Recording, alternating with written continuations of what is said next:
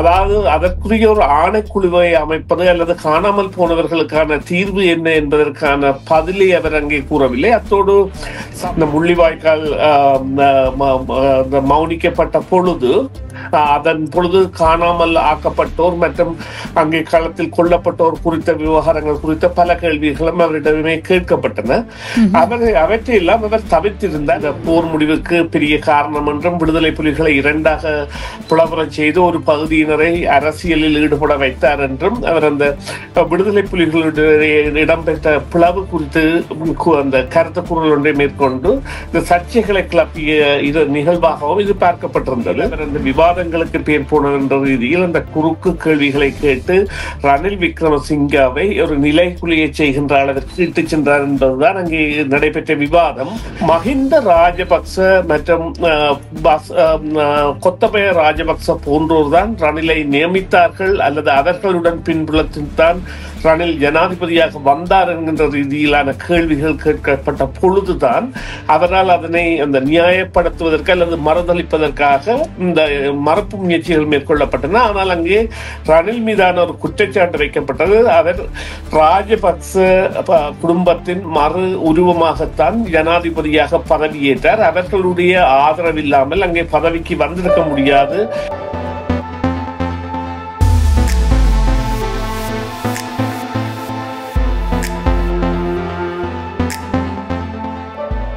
வணக்கம் நேயர்களே, மீண்டும் மற்றும் ஒரு செய்தியின் பின்னணி நிகழ்ச்சியில் உங்கள் அனைவரையும் சந்திப்பதில் மிக்க மகிழ்ச்சி அடைகின்றோம். இன்றைய தினம் பேச போன்றோம் என்னவென்றால், அல்கசீராவில் நடைபெறுகின்ற ஹெட் டு ஹெட் ஆங்கில நிகழ்ச்சி ஒன்றில் முன்னாள் ஜனாதிபதி ரணில் விக்ரமசிங்க நேர்காணல் ஒன்றில் கேட்கப்பட்டிருக்கின்றது. அவருக்கான கேள்வி காணாமல் ஆக்கப்பட்டோர் குறித்து கேள்வி ஒன்று எழுப்பப்பட்டிருக்கிறது. அதற்கு அவர் அலட்சியமாக பதிலளித்திருக்கின்றார். அதற்கான காரணம் என்னவென்று சொல்ல முடியுமா?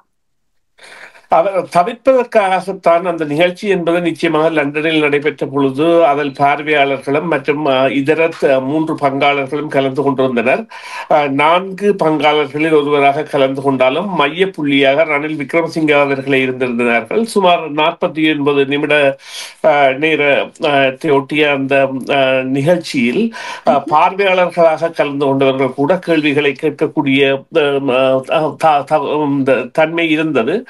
எனவே அந்த இடத்தில் அந்த நிகழ்ச்சியை நடத்தியவர் ஒரு இந்த பத்திரிகையாளர் என்ற ரீதியில் அவர் அந்த விவாதங்களுக்கு பேர் போன என்ற ரீதியில் அந்த குறுக்கு கேள்விகளை கேட்டு ரணில் விக்ரமசிங்காவை ஒரு நிலைக்குலியை செய்கின்ற அளவிற்கு இட்டு சென்றார் என்பதுதான் அங்கே நடைபெற்ற விவாதம் காட்டி நின்ற செய்தி. அதில் உண்மையிலேயே அவர்கள் இந்த காணாமல் போன அவர்கள் தொடர்பான விடயம் மற்றும் முள்ளிவாய்க்காலில் நடைபெற்ற இறுதி நிகழ்வு அல்லது அந்த இறுதி நிகழ்வின் பொழுது இடம்பெற்ற வைத்தியசாலை மீதான தாக்குதல் போன்ற பல விடயங்களும் அங்கே காட்டப்பட்டன. அதாவது இந்த முள்ளிவாய்க்கால்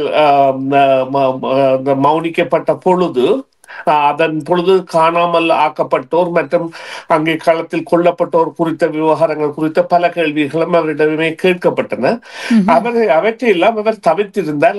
மலப்பலான பதில்களை கூறியிருந்தார். ஆனாலும் ஒரு சில இடங்களில் வைத்தியசாலை மீது முள்ளிவாய்க்கால் தாக்குதலின் போது தாக்குதல் நடத்தப்பட்டதை தான் ஒத்துக்கொள்கின்றேன், அது நடந்திருக்க கூடாது போன்ற விவகாரங்களையும் இந்த பிரச்சனையை தீர்ப்பதற்காக தான் பல நாடுகளுடன் அப்பொழுது தொடர்புகளை கொண்டதாக போன்ற காரணங்களையும் கூறியிருந்த பொழுதும் அதாவது அதற்குரிய ஒரு ஆணைக்குழுவை அமைப்பது அல்லது காணாமல் போனவர்களுக்கான தீர்வு என்ன என்பதற்கான பதிலை அவர் அங்கே கூறவில்லை. அத்தோடு சவேந்திரா சில்வா போன்றவர்களை ஏன் அந்த பதவிகளுக்கு கொண்டு வந்தார் என்கின்ற கேள்விக்கு கூட அவர் மீது குற்றமில்லாதபடியால் தான் கொண்டு வந்தேன் போன்ற கருத்துக்களை கூறியிருக்கின்றார். இங்கே கலந்து கொண்ட முன்னாள் பிரித்தானிய பாராளுமன்ற உறுப்பினர் ஒருவர், அவர் ரணில் விக்ரமசிங்கவுக்கு ஆலோசகராக செயற்பட்டவர்.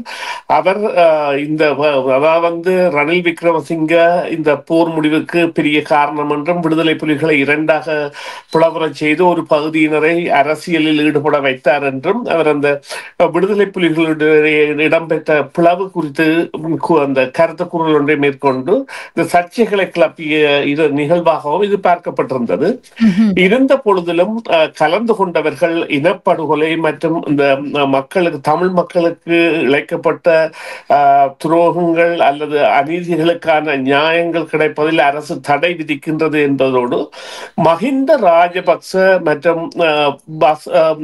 கொத்தபய ராஜபக்ச போன்றோர் தான் ரணிலை நியமித்தார்கள் அல்லது அவர்களுடன் பின்புலத்தில் தான் ரணில் ஜனாதிபதியாக வந்தார் என்கின்ற ரீதியிலான கேள்விகள் கேட்கப்பட்ட பொழுதுதான் அவரால் அதனை அந்த நியாயப்படுத்துவதற்கு அல்லது மறுதளிப்பதற்காக இந்த மறுப்பு முயற்சிகள் மேற்கொள்ளப்பட்டன. ஆனால் அங்கே ரணில் மீதான ஒரு குற்றச்சாட்டு வைக்கப்பட்டது. அவர் ராஜபக்ச குடும்பத்தின் மறு உருவமாகத்தான் ஜனாதிபதியாக பதவியேற்றார். அவர்களுடைய ஆதரவு இல்லாமல் அங்கே பதவிக்கு வந்திருக்க முடியாது. ஏனென்று சொன்னால் கோத்தபய ராஜபக்ச பதவி விலகுகின்ற பொழுது ராஜபக்ச கட்சியே பலத்த அதாவது பெரும்பான்மையோட அல்லது ஆளும் கட்சியாக இருந்தது போன்ற விவகாரங்கள் அங்கே கொண்டு வரப்பட்டன.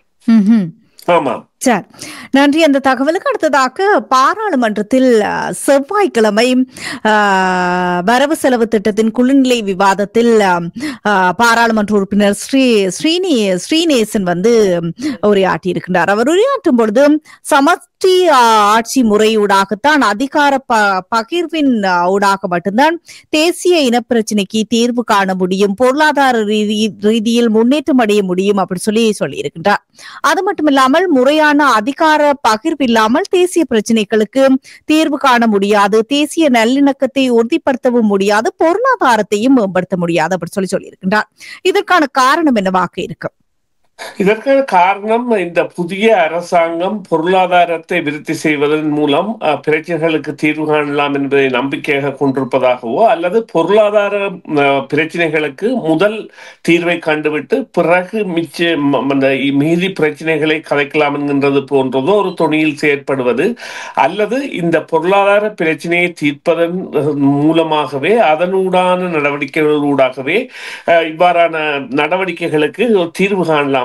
அதாவது தமிழ் மொழி தெரிந்த போலீசார் தமிழ் மொழியில் தமிழ் பிரதேசங்களில் கடமையாற்றுவதோ அல்லது வேறு பிரதேசங்களில் கூட இரு மொழி தெரிந்த அரச உத்தியோகத்தர்கள் மற்றும் பாதுகாவலர்கள் போன்றவர்கள் இருப்பது போன்ற கருத்தியல்புகளை கொண்ட நிலையில் அவ்வாறானவற்றை விட அந்த மையத்தில் கொண்டிருக்கின்ற அந்த ஒரு அதிகார மையமாக கொழும்புதான் இப்பொழுது இருக்கின்றது. அதனை பரவலாக்கம் செய்வதன் மூலம் நிச்சயமாக பேச்சுவார்த்தைகள் மூலம் இந்த பிரச்சனைக்கான தீர்வை காண முடியும் என்கின்ற ஒரு கூதாவிலான உரையாக அமைந்திருக்க முடியும் என்றால் இப்பொழுது இந்த மாகாண சபை தேர்தலே பல வருடங்களாக தள்ளி போடப்பட்டிருக்கின்றது. மற்றது மாகாண சபைக்கான அதிகாரங்கள் என்பன மட்டுப்படுத்தப்பட்டவையாக இருக்கின்றன.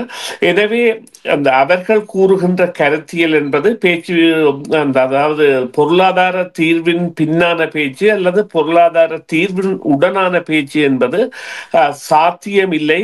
இந்த பேச்சின் மூலம்தான் அதிகாரத்தை பகிர்ந்து கொடுத்து இந்த இனப்பிரச்சனைக்கு தீர்வு காணப்பட வேண்டும் என்கின்ற கருத்தியல் இங்கே கொடுக்கப்பட்டிருக்கின்றது. இது அந்த ஒற்றை ஆட்சி என்கின்ற நிலையில் இலங்கை இருந்தால் கூட அதனுடைய அதிகாரம் பரவலாக்கப்பட்டு மாகாணங்களுக்கு தாராள அதிகாரம் வழங்கப்படுவதற்கான ஒரு ஏதுகையை ஏற்படுத்துவதற்கான ஒரு நிலையாக கூட பார்க்கலாம். ஆனால் இதை நாங்கள் அதாவது வரவு செலவு திட்டத்தின் போதான ஒரு கருத்துரையாகத்தான் கூற முடியுமே ஒழிய இதனை அவர் வேண்டுகோளாக விடுத்திருக்கின்றார் பாராளுமன்ற உறுப்பினர் ஸ்ரீநேசன் அவர்கள். ஆனால் அதை அரசு ஏற்றுக்கொள்ளுமா இல்லையா என்பது எல்லாம் முடிந்த முடிவுகள் அல்ல. அரசு அதனை கருத்தில் எடுக்காமல் அது தன் பாதையில் தான் செல்ல போகின்றது. ஆனால் அரசுக்குரிய ஒரு அறிவுறுத்தலாக அல்லது எச்சரிக்கையாக இவ்வாறான ஒரு வேண்டுகோளை அவர் விடுத்திருக்கின்றார் என்பதுதான் உண்மை.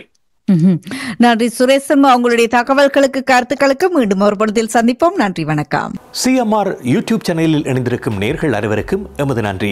காமெண்ட்ஸ் பகுதியில் உங்கள் கருத்துக்களை தெரிவிக்க தவறாதீர்கள். முக்கிய செய்திகள், காணொளி தொகுப்புகள், நேர்காணல் என பலதரப்பட்ட அம்சங்களையும் உங்களுக்காக தருகின்றது CMR யூடியூப் சேனல். CMR என்று சர்ச் செய்து எமது யூடியூப் சேனலை சப்ஸ்கிரைப் பண்ணுங்கள்.